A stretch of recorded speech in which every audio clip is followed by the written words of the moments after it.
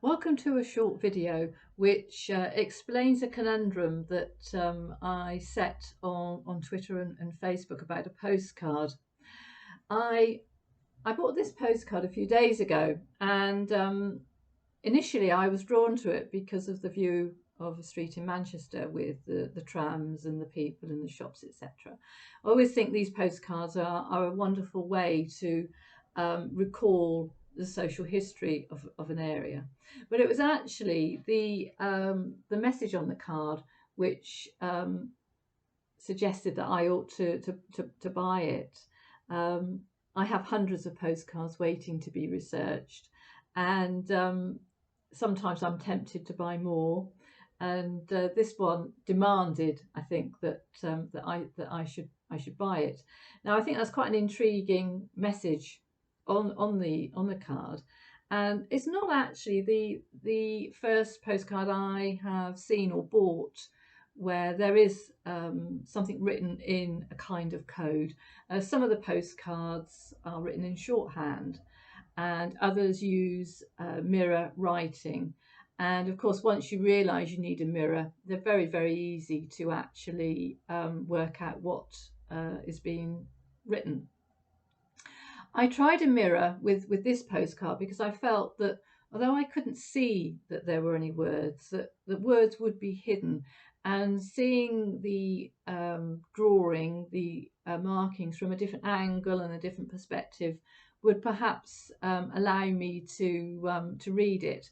And that didn't work. And so after some time, I was getting a little bit despondent, but I thought, no, there will be a way to solve this problem.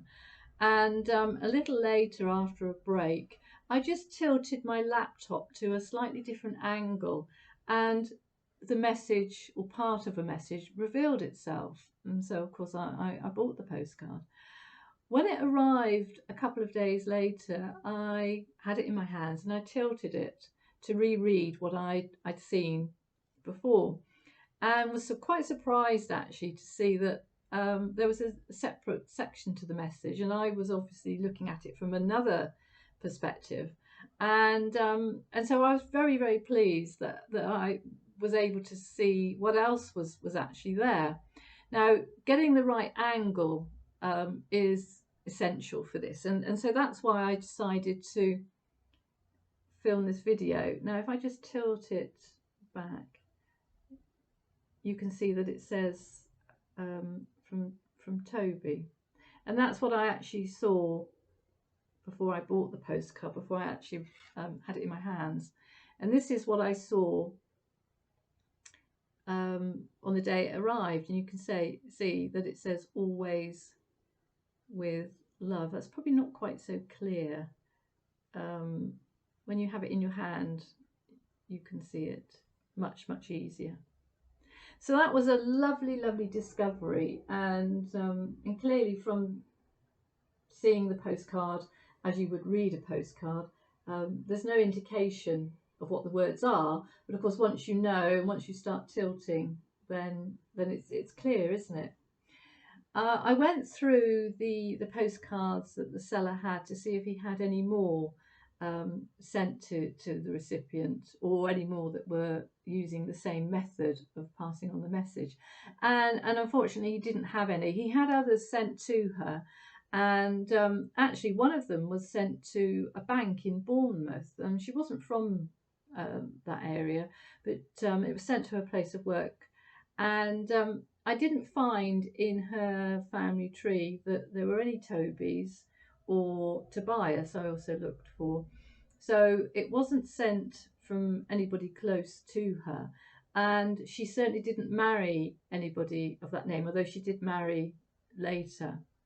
Of course, some people were known by their middle names, and if Toby was his middle name, then it would be very, very difficult without doing a lot of research to discover who he was. But the handwriting didn't match that on the marriage register when she married, so it certainly wasn't the man that she married. So keep an eye out for similar cards like this, because they are intriguing. And if you see any like this one in this particular style, you will know how to solve the puzzle. I hope you've enjoyed that explanation. You can find other videos on here that I've made, which are longer and about specific topics. And I'm on Twitter and Facebook, which is possibly how you found me today. And I share a postcard most days. Thank you for watching.